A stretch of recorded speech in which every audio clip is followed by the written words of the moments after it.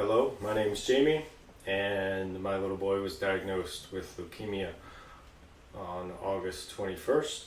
And this is a blog where I kind of do a stream of conscious.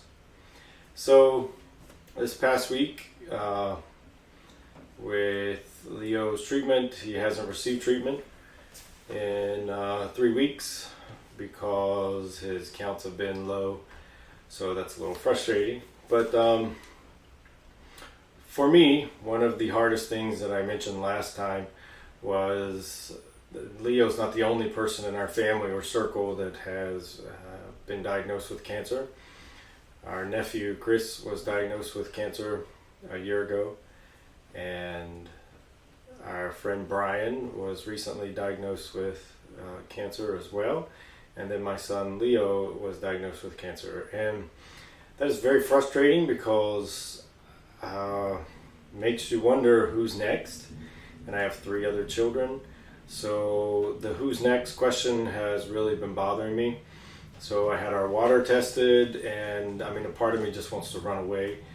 And we live in Sussex County, Delaware, so there's a lot of agricultural things going on around here, and glyphosate from Roundup is pretty well known for causing cancer and precisely leukemia and lymphoma.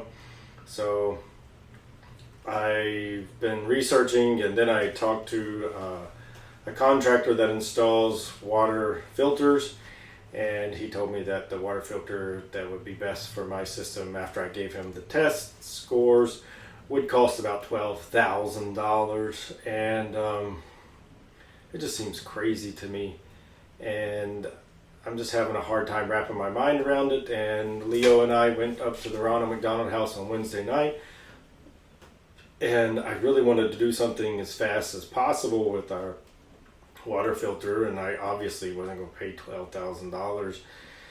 So I've been researching, and I finally figured out what I thought I might get, and it was Prime Day, so a lot of the things were a little bit cheaper. But when you're buying like 10 things and they're all $10 cheaper, it's $100 cheaper. So I wanted to buy them that day, and then as I tried to go to sleep, I had water filters going through my mind, and I didn't sleep very well, because the next day is a hospital day, and hospital days are stressful and tough. And in the middle of the night, I was thinking, I'm so tired of worrying. And in my attempt to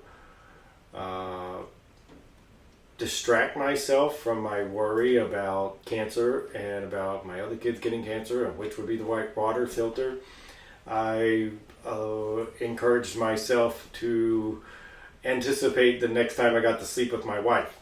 And when I did that, and it was a conscious decision, I kind of said to myself, I'm going to think about sleeping with my wife so that I won't be worried so much, and maybe it'll be a good distraction. And as I did that, it was as though the Holy Spirit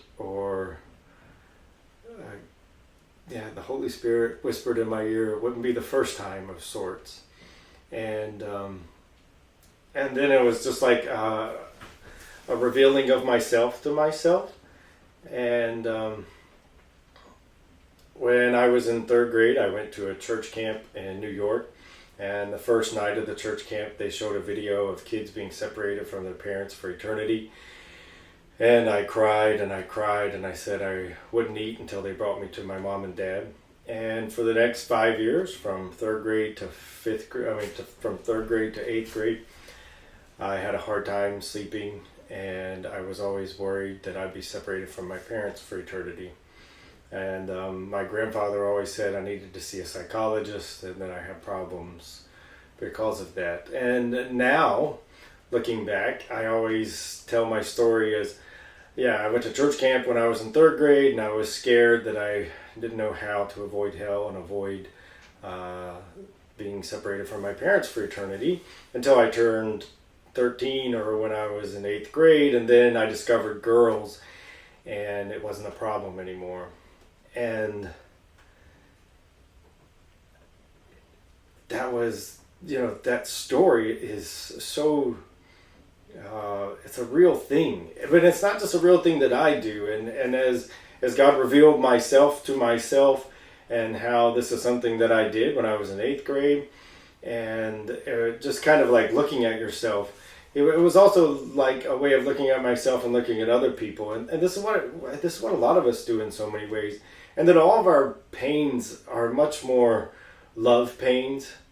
So the biggest pervert, his problem is most certainly a heart problem, a love problem. The biggest drug addict, the real problem is a heart problem with a love problem. We all get wounded when we are not loved. Every single time we are not loved, it causes a wound. And in order to not think about and process and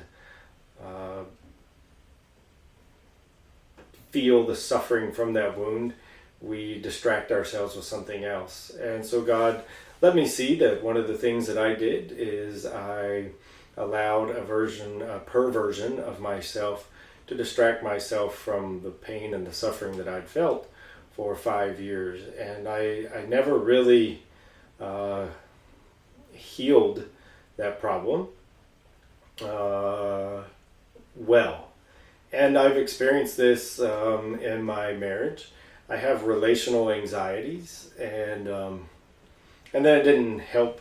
When I was in college, my girlfriend from high school broke up with me, and at that time I kind of was using her as an identity, and so when she broke up with me, it was like I lost my identity of sorts. And so I still dream about various instances of relational struggles, and so I also know that Leo's sickness and this struggle are fundamentally connected. Does that mean that I would be able to say, oh, it's no big deal that my son has leukemia if I didn't have a struggle like this? Probably not. There'd probably be some other struggle, but I do know that this is one of my struggles, that I have relational anxiety, and there is a temptation to want to distract myself with other things. And that's not what we should do. So for me, I know that the thing that I need to focus on is my faith that I will see Leo again, no matter what. I will see my parents again, no matter what. I will see my wife again. And that is faith. And it's not to distract myself from something else, or to distract myself with something else. And while I've been going back and forth to the hospital, I've been watching Jordan Peterson's Exodus commentary with 5 or 6, 7 other people that he does. And that has been enlightening in very many ways. And it's also made me see that I hope that my son's leukemia is a exodus for myself. And I haven't been sure what exactly that exodus for myself might be. But after the little revelation, I do believe that there's a part of me that has always had a problem with fear. And one of the things that I do to get rid of the fears, I distract myself with something that's more powerful than that fear. And in the instance when I was 13, 14, I think it was sexual. And I think today in some ways it could still be sexual sometimes. But instead of fear being a base and sexual distraction being the thing to get me away from that base, I would prefer for fear not to be the base. And I would prefer for there to be no need for distraction. I listened to a wonderful talk this summer about fear and how fear is a great motivator. Many times we use fear to motivate ourselves, and it's not the best idea. I will listen to that talk again, and next week maybe I can comment more on how I plan to work on not letting distractions keep me from my fear, but fighting the fear at the base. And I know it has something to do with faith and love.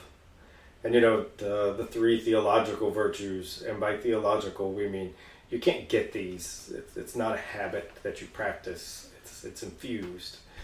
And I like to try and attain things, but faith, hope, and charity, the three theological virtues, aren't things you attain, but things that are attributes that God infuses in you. And I know the answer is found there in some ways, but maybe next week I'll have deeper insight into how God plans to get rid of my fear with faith. God bless.